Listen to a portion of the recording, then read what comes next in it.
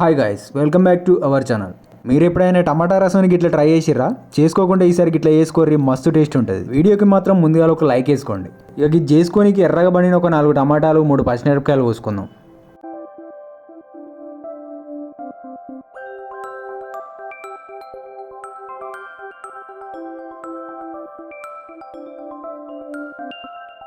టమాటాలు కోసుడు అయిపోగానే పొయ్యి మీద గిన్నె పెట్టుకొని గిన్నెలో ఒక పావడు నూనె పోసుకుందాం. నూనె వేడిగానే చెంచడు జీలకర్ర, సన్నగా కడి చేసుకున్న ఒక 4-5 అల్లం ముక్కలు, 5-6 ఎల్లిపాయలు, గట్లనే కడి చేసి పెట్టుకున్న పచ్చిమిర్చి వేసి జర్రసేపు ఫ్రై చేసుకుందాం.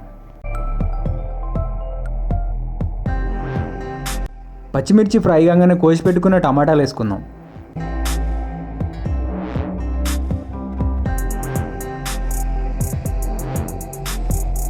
ఇక ఈ టమాటాలు జరసేపు ఉడకంగానే చెంచాడు ఉప్పు, చెంచాడు పసుపు వేసుకొని ఒక 2 నిమిషాలు ఉడకబెట్టుకుందాం.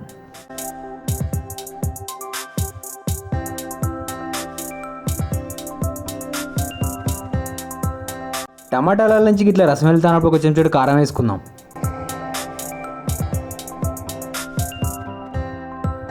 కారం వేసిన కాసేపటికి జర్రని నీళ్ళు పోసి టమాటాలని మెత్తగా ఉడకబెట్టుకుందాం.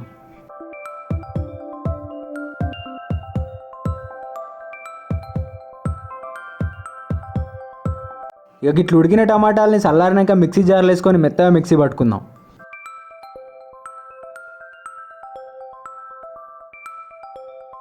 కొంచెం పులుపుదనం కోసం చిన్న నిమ్మకాయ సైజ్ అంతా చింతపండు వేసుకుందాం.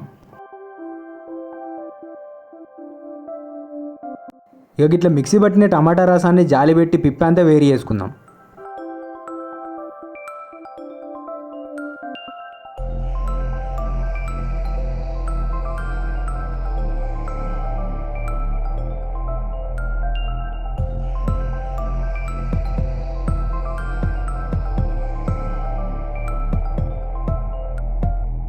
ఇక ఈ టమాటా రసాన్ని తాలింపు పెట్టుకొని గిన్నెలకి ఇంత నూనె పోసుకుందాం.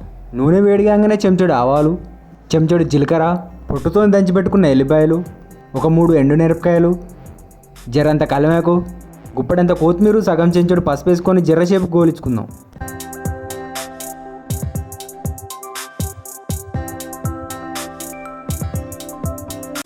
కలమాకు కొత్తిమీర మంచిగా ఫ్రై కాగానే టమాటా రసాన్ని మొత్తం అలా పోసుకుందాం. ఇక దీన్ని ఒక 3 నిమిషాలు మంచి వాసన వచ్చేదాకా మరగబెట్టుకుందాం.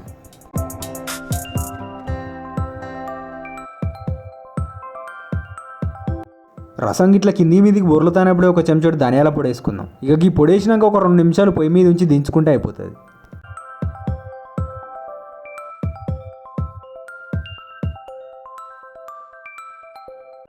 ఇక ఈ టమాటా రసాన్ని పొద్దుగా ఇడ్లీలలో ట్రై చేయాలి కానీ కిరాకు ఉంటుంది. ఇక ఈ టమాటా రసం చిక్కగా ఉన్నందుకు అన్నం వల్ల మంచిగా కలుస్తుంది.